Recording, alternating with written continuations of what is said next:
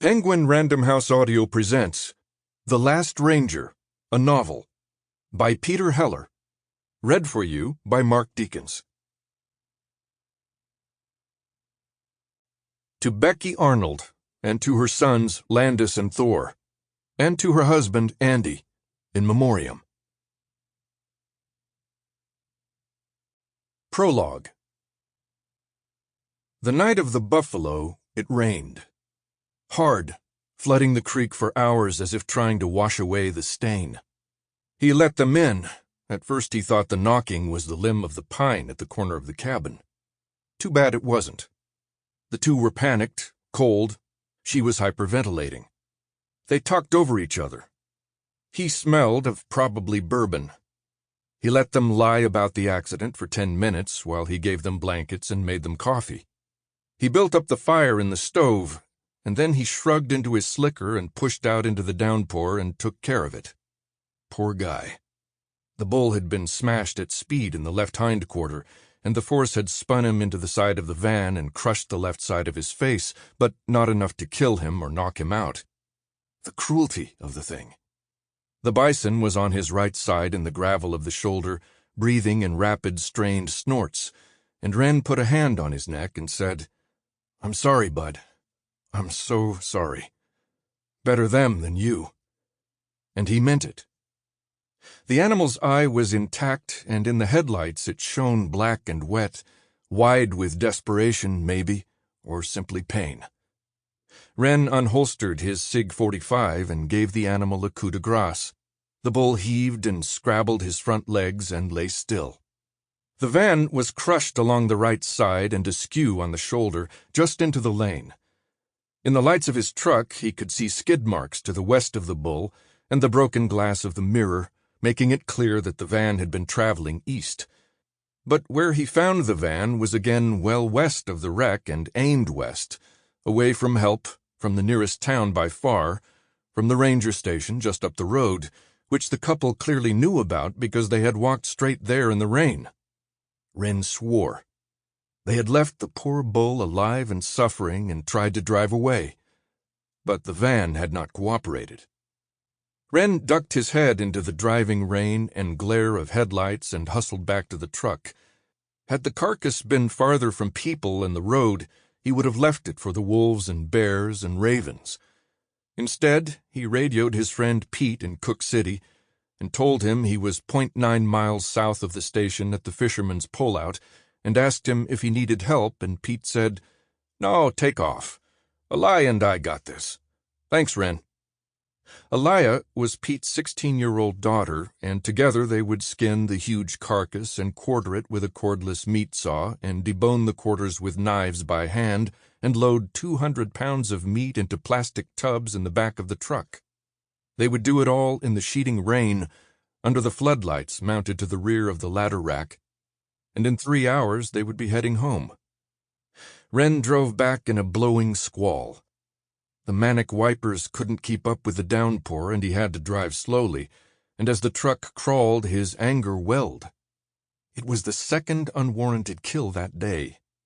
In the afternoon, his neighbor, Hilly, had reported that she had found the fresh carcass of an uncollared female wolf from the Junction Butte pack.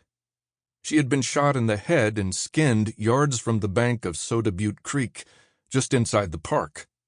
The slaying bore all the signs of a trained sharpshooter using a rifle with probably a noise suppressor. Inside the park. It was brazen poaching, and it was a fuck you to anyone who cared about the wolves. When Ren returned to the cabin, it was overheated and smelled a little of the alcohol and something else unwanted, something rancid or unwholesome. The man, Dave was his name, wasn't it? Knew enough to open the damper on the wood stove to make the cabin warmer, and the fire rushed in the flue, and the base of the stovepipe was cherry red. Way too hot. They could have burned the place down. A serious fire might have been seconds away. Ren stepped fast across the rag rug, pushed past their knees in the rocking chairs, and shut the vents down. He hadn't been going to do it before, but now he did. He said, "How fast did you say you were going?" She started to speak, but the man spoke over her. 40. Less. 38. How do you know? I could see the speedometer. I was She had said she was the driver when they first told the story in a rush at the door.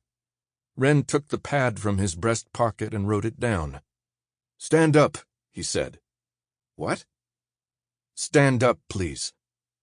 The man handed his mug to his wife and reluctantly stood. Walk to me, please. Ren had backed to the front door. He didn't need a painted highway line. Panic blurred the man's face, then a reddening of anger.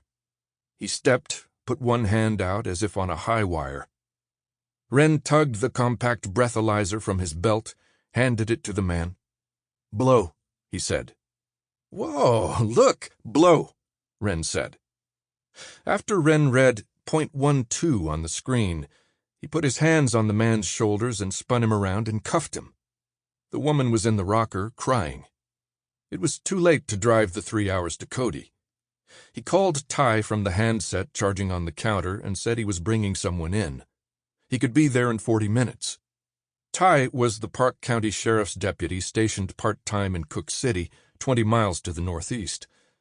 A ranger from Yellowstone headquarters would transport the man in the morning. The man's wife was sobbing openly now, and he let her use the landline to book a room at the Super 8 that was right across the street from the 2-room jail. Chapter 1. It was the anger in him that scared him. The more time he spent in Yellowstone, the more he wished that people would just go away, leave the bears, the herds of elk, the foxes, the hawks alone. The wolf packs. Yesterday morning, he had issued a summons to a man and his 9-year-old son for walking across the shallow Lamar River to within 60 yards of where the Junction Butte pack were trying to feed their pups. The river ran through open meadows here, mostly wheatgrass and sage, and on the far side they were hedged by woods that climbed steeply. The 4 hunting wolves had loped in from a fresh kill down valley, and the rest of the pack had run to meet them. 19, 20, strung out in the tall grass. The image frozen like a photograph in Ren's mind. A portrait of how the world ought to be. The wolves lean from summer, grays and blacks and buffs. One big male nearly white, sprinting flat out in what looked to be a joyous line beneath a wall of trees. They didn't have to run.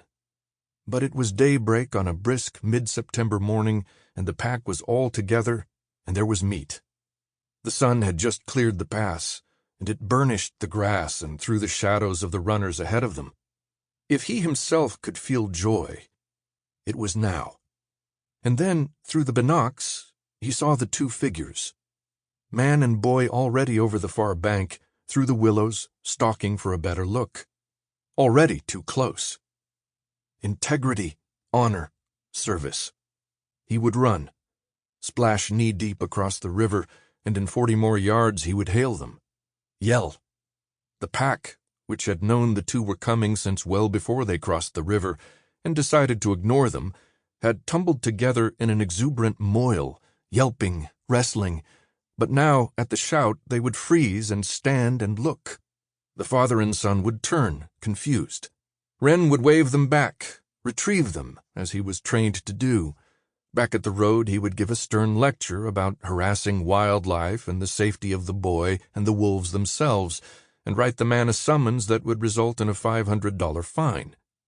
He would tell them that the wolves would have tolerated their proximity only so long and so close, and maybe within seconds the entire pack would have raised the alarm and moved into the trees, and that every calorie they spent retreating from the boy and the man was another calorie closer to starvation. Which was true. But it was not what Ren wanted. What did he want? In a parallel life, the wolves would stand all together and turn and decide enough was enough. They would fan out in an arc, eyes steady and fast on their prey, and they would flank the father and son. And one of the fast females would feint a charge, and one of the big males would dart in behind and hamstring the man, and in minutes it would be over. Wolves had never once attacked a human in Yellowstone.